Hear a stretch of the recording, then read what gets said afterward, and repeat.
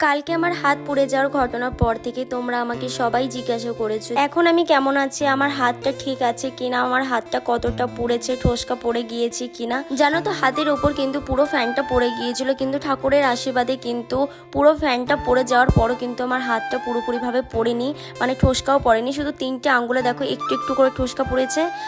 আর আমার হাতটা পুরোপুরি ব্যাঙের মতো ফুলে গিয়েছিল কালকে, কিন্তু বিকেলে মলম লাগানোর পর কিন্তু 2বার মলম লাগিয়েছি। 2বার মলম লাগানোর পর কিন্তু এখন একটু ভালো আছি আমি, কিন্তু ফোলা ভাবটা এখনও যায়নি, আর 3 আঙ্গুলে একটু একটু ঠোসকা পড়ে আছে। তো আমি সকালবেলা ঘুম থেকে উঠে কিন্তু বাসি কাজ সেরে তারপর কিন্তু আমি সকাল সকাল স্নান করিনি। দেখো আমি স্নান করে চলে এসেছি, স্নান কমপ্লিট করে তারপর কিন্তু আমি রান্নাঘরে চলে এসেছি। তো আজকে হচ্ছে আমার হালদার বাবুর আবদার লুচি আর তরকারি খাবে। আর জানো তো কালকে আমাদের বাড়িতে বড় ঠাকুরের পুজো হবে, তার জন্য কিন্তু আজকে আমাদের বাড়ি নিরামিষ।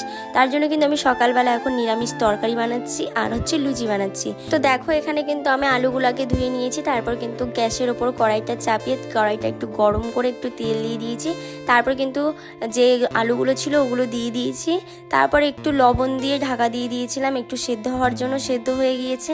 তারপর কিন্তু ঢাকনাটা সরিয়ে আমি আলুর মধ্যে একটু হলুদ দিয়ে দিয়েছিলাম, হলুদ দিয়ে তারপর কিন্তু লঙ্কা দিয়ে দিয়েছিলাম। লঙ্কাটা আমি আগে দিইনি, কারণ আগে দিলে কিন্তু একদম ভাজা ভাজা হয়ে যেত, তাহলে কিন্তু একটু পোড়া পোড়া হয়ে যেত, তার জন্য কিন্তু আমি লঙ্কাটা পরে দিয়েছি। ওইদিকে তরকারিটা আমি হতে দিয়েছি, আর এইদিকে দেখো আমি আটাটা মেখে নিয়েছি। তারপর দেখো এইদিকে আমাদের কিন্তু তরকারি রেডি হয়ে গিয়েছে। আমি সিম্পল একদম আলুর একটা ঝোল করেছি, তোমরা বাড়িতে বানিয়ে খেও। আমি অতটা ভালো রান্না পারি না, আমি যেমন পেরেছি তেমনই কিন্তু রান্না করেছি। এইদিকে আমি রান্না করছিলাম, আর ওইদিকে কিন্তু শাশুড়ি মা আরও আমাদের কাজ ছিল, সেই কাজগুলো করছিল। তো শাশুড়ি মাও কিন্তু স্নান করে চলে এসেছে, আর আমাদের বাড়িতে কিন্তু সকাল 8টার মধ্যে স্নান করা হয়ে যায় আমার।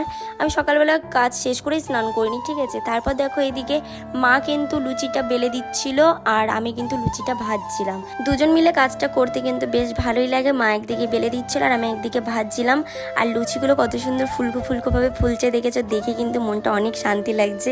তারপর কিন্তু দেখো আমাদের লুচি কিন্তু বানানো কমপ্লিট। তারপর কিন্তু মাকে খেতে দিয়ে দিয়েছিলাম, মা খেয়ে নিয়েছিল। আর হালদার বাবু তো এখনও আসেনি, হালদার বাবু পরে আসবে, ওর একটু দেরি হবে আজকে।